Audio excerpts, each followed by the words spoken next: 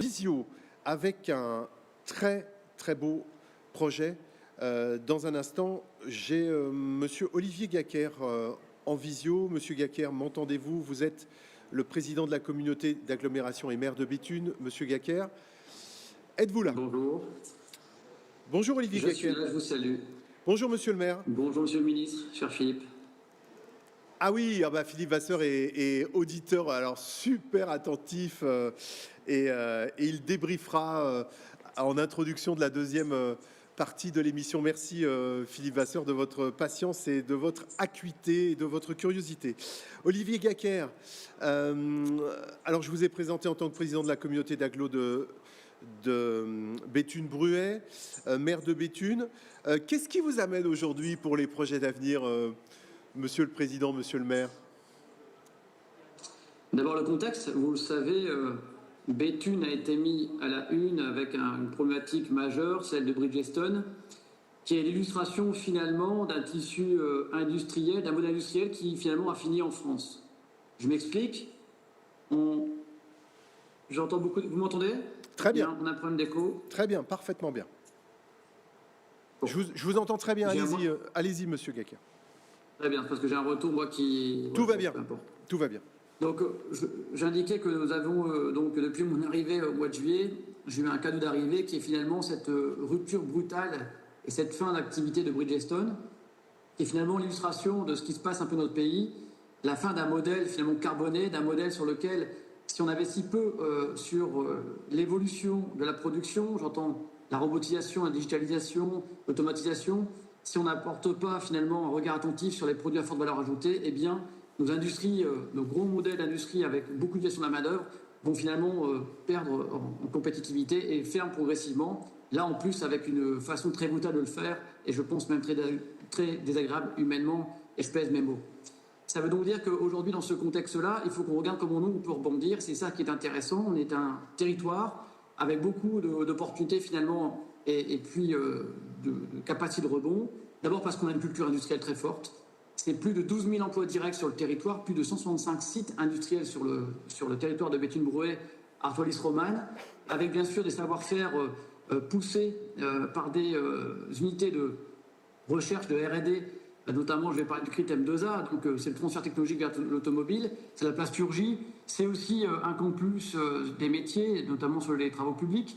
Donc on a un écosystème aujourd'hui tourné vers l'industrie, tourné vers les travaux publics, qui nous permet à la fois d'avoir une main-d'œuvre disponible, compétente et avoir une vraie ADN autour de l'industrie.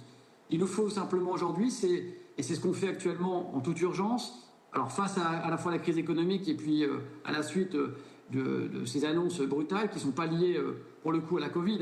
Bridgestone, ça fait un petit moment que ça traîne puisqu'il n'y avait pas d'investissements qui ont été faits ni en maintenance ni en investissement productif depuis maintenant quelques années. Il y a cette nécessité d'identifier de nouvelles filières. On a identifié quelques-unes. D'abord, c'est clair, c'est tout ce qui tourne autour de l'eau et le fluvial. Je rappelle que Béthune est siège des VNF et donc il nous faut rapidement travailler sur l'opportunité du canal Seine-Nord Europe, voir comment on peut travailler et s'appuyer sur cette autoroute fluviale qui passe à nos portes, bien évidemment. VNF, voie navigable française. Enfin, voie navigable de France, effectivement. Allez-y, monsieur. 6 000 km de canaux internes. Donc il y a toute la partie logistique, bien évidemment, vous y aurez pensé. Et on a aujourd'hui un projet de déploiement de ce port fluvial. La phase 1 est atteinte aujourd'hui. Ça va nous donner aussi l'opportunité de développer aussi le tourisme fluviestre, bien évidemment, parce que sur l'eau, il n'y a pas que la logistique, il y a aussi le tourisme fluvial rattaché donc aux abords, au fluviestre. Autre filière que nous voulons aujourd'hui, opportunité que nous voulons développer, l'économie circulaire, bien évidemment. On est en plein dessus. Et la production additive, parce que je crois que le modèle de demain de l'industrie sera aussi un modèle de circuit court, comme nous l'avons aujourd'hui redécouvert peut-être dans l'alimentaire, c'est-à-dire peut-être demain cette capacité à acheter un fichier meuble, de le fabriquer ici localement, de l'assembler localement et de le livrer localement. Et c'est vers ce type d'industrie que nous devons aller demain. C'est tout le discours que Philippe Vasseur porte depuis quelques années, cette capacité donc à réinventer la valeur ajoutée, notamment sur la proximité, en donnant au passage du sens à l'entreprise, au métier et au territoire. Autre filière que nous voulons aussi développer, c'est tout ce qui tourne autour de la tertiarisation, le tourisme en particulier, l'économie résidentielle. Pourquoi? Parce que, je vous l'ai dit, traditionnellement, nous sommes des territoires industriels avec beaucoup de projets. Je pourrais vous en reparler tout à l'heure parce qu'on a identifié beaucoup de projets à court et moyen terme qui vont se développer sur le territoire et soutenus par l'État. Mais on a aussi cette capacité à aller chercher du coworking, du télétravail. On est aménagé en fibre, la 5G arrive. Ça va nous permettre aujourd'hui aussi de pouvoir attirer d'autres types d'activités sur le territoire, notamment d'attirer finalement des classes moyennes qui voudraient venir, ou des entreprises qui voudraient venir s'installer sur notre territoire et bénéficier d'un cadre de vie autre que finalement cette grande métropolisation. Et puis rendre service donc du coup à nos collègues de la MEL qui cherchent du foncier, et nous on en a. On a une capacité à attirer. Bien évidemment, on a un grand sujet qui est celui du désenclavement. Et dans les semaines qui arriveront, je ferai des propositions, notamment dans le cadre de France Relance, pour mieux nous connecter, notamment avec la MED. Donc, des nouvelles filières à identifier, des filières à tirer et à mettre en production, et puis donc une diversification des activités, vous l'aurez compris, notamment donc, sur la tertiarisation, mais aussi donc, le tourisme, puisque à aujourd'hui, nous avions essentiellement, on va dire, mis en place des actions de médiation culturelle, médiation sociale. Il faut qu'on aille beaucoup plus loin pour bâtir des parcours, notamment touristiques sur le territoire. Et on a des outils pour le faire, et des outils d'ailleurs un peu insolites, puisque vous savez par exemple qu'à Nœux-les-Mines, vous pouvez skier donc le ski de descente sur le terri, mais aussi le ski nautique. Bref, on a quand même des choses un peu insolites qui nous permettent aujourd'hui de rétablir des parcours touristiques, notamment la cité d'électriciens qui vient de sortir de terre et qui porte un zoom sur la vie dans les habitations des mineurs. Et donc, au-delà de ce qui est passé en dessous, on est aussi en capacité de révéler une histoire de ce qui se passait au-dessus.